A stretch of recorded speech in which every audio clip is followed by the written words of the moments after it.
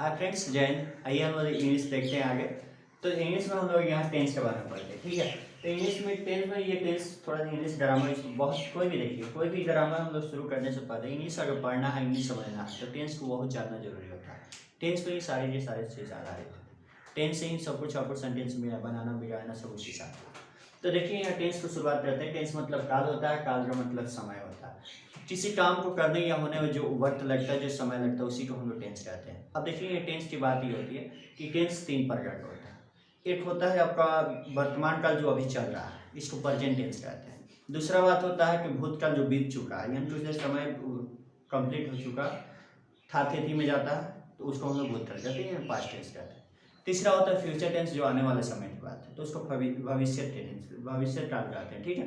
तो देखिए यहाँ पे टेंस हो गया 3। टेंस का मतलब क्या होता है? समय होता है, ठीक है। काम करने, किसी काम को करने या होने में जो समय लगता है उसको हम लोग टेंस कहते हैं। सबसे पहले आता है आपका प्रेजेंट टेंस, दूसरा का होता है आपका पास्ट टेंस, तीसरा होता है आपका फ्यूचर टेंस, ठीक है। इसको हम बोलते हैं वर्तमान काल,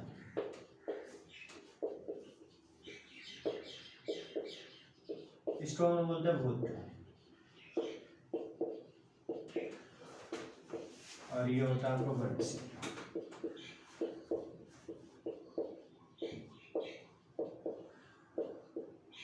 देखिए इसका सामान्य पहचान यह है कि ये अंत में क्या होता है हूँ रहता है। इसके वाक्य जो होता है हूँ पर खत्म होता है हूँ, ठीक। इसका इस वाक्य का समाप्ति है हूँ पर होता है। भूतकाल का ये होता है था थे थी, अंत में ये होना चाहिए, ठीक है। उसके बाद ये होता है भविष्य काल, इसमें आता है गागे, इसके ऊपर। तो देखिए गाने का मतलब ये हो गया कि ये मैं पढ़ता हूँ, यानी इसमें आ गया। वह खेलता था, इसमें गया। मैं डॉक्टर बनूंगा, इसमें हो जाएगा, ठीक है। ये फ्यूचर हो गया। अब देखिए गाने का मतलब ये होता है कि कुछ सेंटेंस ऐसे भी होता है कि क्या इसमें भी आगे क्या होती है, कुछ अभी कंप्लीट हुआ है, कुछ चाहे कंप्लीट होने वाला है और चाहे होगा, ये जो से बात होती है। तो देखिए यहाँ पे अब आते हैं इसके पार्ट्स को देखते हैं। सबसे पहले प्रेजेंट टेंस को। तब प्रेजेंट टेंस भी यहाँ 4 पार्ट में बढ़ जाता है, ठीक है। 4 पार्ट में ये होता है। सबसे पहले आपको आता है सिंपल प्रेजेंट टेंस। ये आप देखिए बहुत अच्छी तरह से जानते होंगे, हर एक बच्चे जानते हैं इसके बारे में, सिंपल प्रेजेंट टेंस। लेकिन उसको सॉल्व करना, उसको यानी ट्रांसलेट करना नहीं जानते। नाम जानते हैं सिंपल प्रेजेंट टेंस। किसी से पूछा जाएगा सिंपल प्रेजेंट टेंस पूछा जाएगा तो फट दबा जाएगा आंसर, लेकिन ये पता नहीं है कि उसका ट्रांसलेट कैसे किया जाता है। इसीलिए एक और नाम है जिसको बोला जाता है प्रेजेंट इंडेफिनिट टेंस,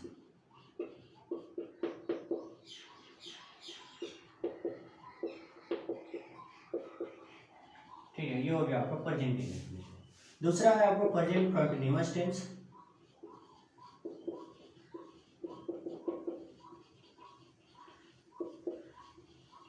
देखिए प्रेजेंट कंटीन्यूअस को इसको प्रेजेंट इम्परफेक्ट टेंस भी बोलते हैं।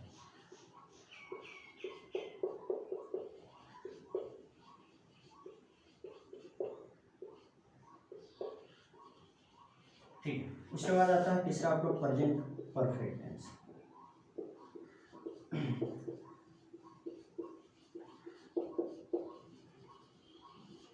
तीसरा होता है प्रेजेंट, अंतिम चौथा होता है प्रेजेंट परफेक्ट कंटीन्यूअस।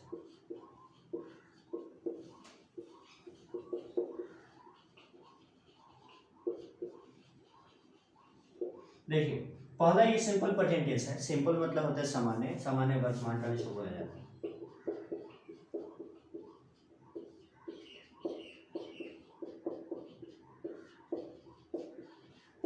देखिए आज उसके आगे है प्रेजेंट कंटीन्यूअस टेंस। कंटीन्यूअस का मतलब जो लगातार चल रहा है। आगे है प्रेजेंट इम्परफेक्ट टेंस। परफेक्ट मतलब होता है कंप्लीट, इन मतलब लग गया तो उसका अनकंप्लीट होता है, ठीक है। तो यानी क्या हो जाएगा ये आपका प्रेजेंट कंटीन्यूअस टेंस का मतलब क्या हो गया, ये आपका क्या बोलते हैं और अपूर्ण वर्तमान काल, ठीक है।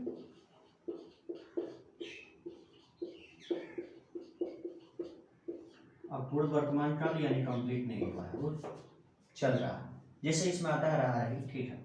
उसके आगे आता है प्रेजेंट परफेक्ट परफेक्ट टेंस। तो परफेक्ट मतलब कंप्लीट यानी पूर्ण, ये होता है पूर्ण वर्तमान का।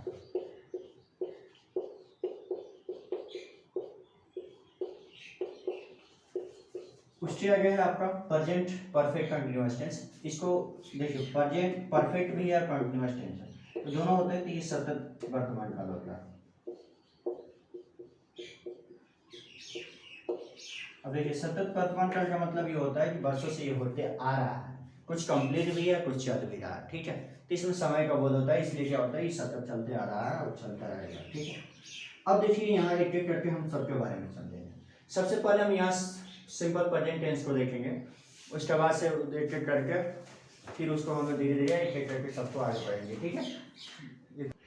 देखिए, हम लोग ये देखते हैं प्रेजेंट सिंपल प्रेजेंट टेंस, और इसी को बोला जाता है प्रेजेंट इम्परफेक्ट टेंस। सबसे पहले इसका बात आता है पहचान, या फिर इस वाक्य को पहचान कैसे करेंगे हम लोग, ठीक है।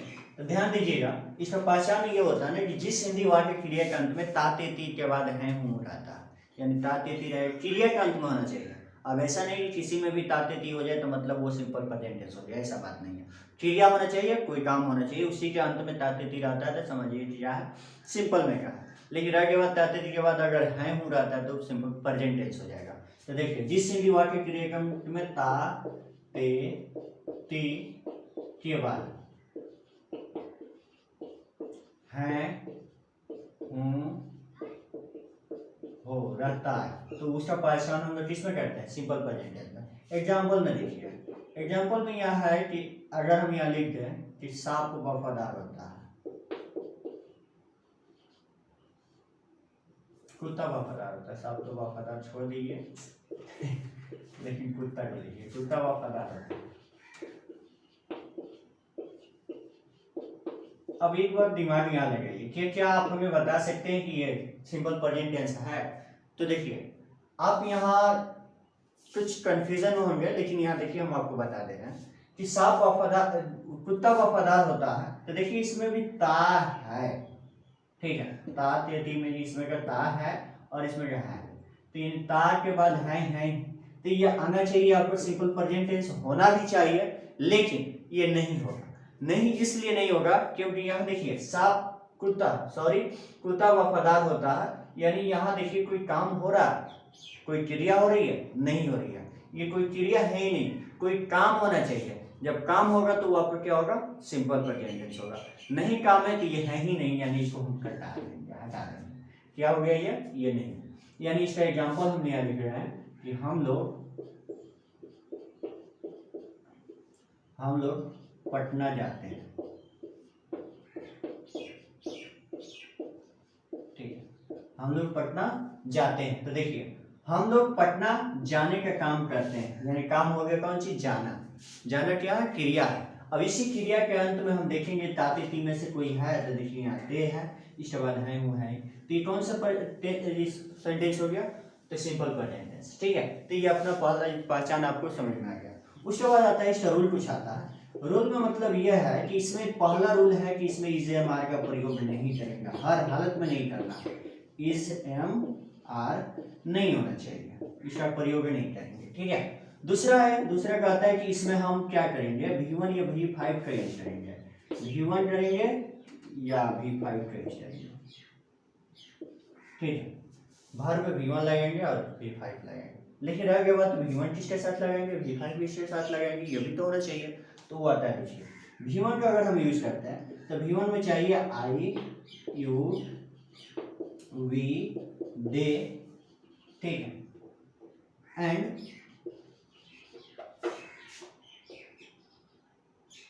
एंड क्या होता है कि आपको प्लूरल नाउन होना चाहिए, प्लूरल नाउन, ठीक है।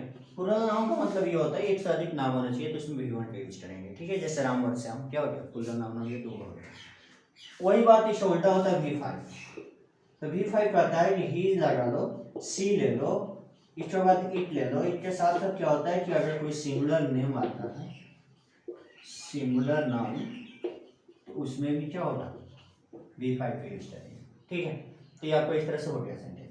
अब देखिए, हम यहाँ एक सेंटेंस लिए हुए हैं कि हम लोग पटना जाते हैं, इसको ट्रांसलेट करते हैं। तो ट्रांसलेट करने से पहले सबसे पहला इंपॉर्टेंट चीज़ होता है कि उसका स्ट्रक्चर। अगर स्ट्रक्चर आपको पता है तो सारे के सारे सेंटेंस बन जाएंगे। इसके स्ट्रक्चर देखते हैं। सबसे पहले हम अफर्मेटिव सेंटेंस को देखते हैं। तो अफर्मेटिव सेंटेंस में कहता है कि सब्जेक्ट लगा लीजिए और V1 या V5 ले लीजिए, बाकी सबको छोड़ दीजिए। अगर ऑब्जेक्ट हो तो उसको भी ले लीजिए, बाकी वही है, बस उतना ही रहेगा। यानी सब्जेक्ट हो गया V1 V5 हो गया, उसके बाद ऑब्जेक्ट हो गया। ऑब्जेक्ट होगा तो लगाएंगे, नहीं होगा तो नहीं लगाएंगे, बस सब्जेक्ट और बात। ठीक है, तो देखिए हम यहाँ पे आपको इस सेंटेंस को बना के दिखा रहे हैं।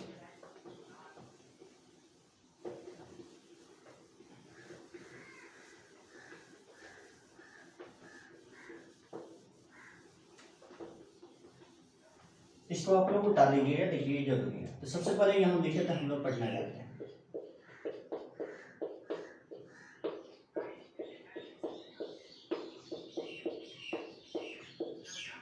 ठीक है, देखिए हम लोग पढ़ने जाते हैं तो मतलब इसमें सबसे पहले हमें पता करना होगा इस स्ट्रक्चर के अनुसार क्या है। इस स्ट्रक्चर में हमें चाहिए सबसे पहले सब्जेक्ट। तो सब्जेक्ट देखिए क्या होता है, जो व्यक्ति या जो क्या बोलते हैं, जो थिंग्स, जो कुछ भी हो, उस ठिकाने का मतलब ये जो नाउन है। तो जो नाउन किसी काम को करने, नाउन या प्रोनाउन हो, किसी काम को करने वाला होता है, यानी काम करने वाला व्यक्ति जो होता है वही क्या होता है, सब्जेक्ट होता है। यानी कहने का मतलब यहाँ ये है कि हम लोग पटना जाते हैं, यानी पटना जाने का काम कौन कर रहा है, हम लोग हैं। तो हम लोग कर रहे हैं ना, तो हम लोग को क्या हो जाएगा, ये आपका हो जाएगा सब्जेक्ट। ठीक है, सब्जेक्ट हो गया। उसके बाद आता है वर्ब का पता लगाना, वर्ब। ठीक है, तो वर्ब का मतलब ये होता है जो काम होने वाला होता है। काम और कौन सा होने वाला है, रोना है, खाना है, पीना है, जाना है कि दौड़ना है, क्या काम है, वो काम क्या होता है, वर्ब होता है। तो देखिए यहाँ पे काम क्या हो रहा है, हम लोग जाते हैं, जाने का काम हो रहा है, यानी जाने का काम हो रहा है। जाने का मतलब ये क्या हो गया, वर्ब हो गया। ठीक है, अब बात ये होती है कि कहा जाता है कर्ता का फल जिसके ऊपर पड़ता है उसको हम लोग कर्म कहते हैं। यानी कहने का मतलब ये हो गया, सब्जेक्ट जिसके अनुसार चल रहा है तो वो जिसके ऊपर उसका प्रभाव पड़ेगा उसी को हम लोग क्या कहेंगे, कर्म यानी ऑब्जेक्ट कहेंगे। यह हम लोग जाते हैं, कहाँ जाते हैं, पटना, तो ये हो गया आपका ऑब्जेक्ट। ठीक है, तो सब्जेक्ट ऑब्जेक्ट वर्ब आपके पहचान हो गए, बेचारे बीच में पड़ गए, ये है बच गया, इसको हेल्पिंग वर्ब कहा जाता है। लेकिन हम आपको रूल में पहले लिखवा दिया है कि इस जानवर का प्रयोग नहीं करेंगे। इस जानवर का प्रयोग मतलब है हूँ या कुछ भी आएगा तो उसको हम सीधे 8 बन करके काट देंगे, यानी हटा देंगे उसको, बस जो बचा उसको वहीं बनाएंगे। देखेंगे सब्जेक्ट क्या है, ऑब्जेक्ट क्या है, वर्ब क्या है, वही चाहिए, उसके अलावा कुछ और नहीं चाहिए। तो यहाँ पे आगे सब्जेक्ट क्या है, हम लोग, तो हम लोग को क्या होता है, वी होता है, वी होता है। और वी के साथ अब हमें पता लगाना है कि वी के साथ हम वर्ब यूज करना है, यहाँ पर वर्ब V1 लगाए या V5 लगाए। आप यहाँ इस रूल को देख लीजिए। V1 में है कि आई यू वी,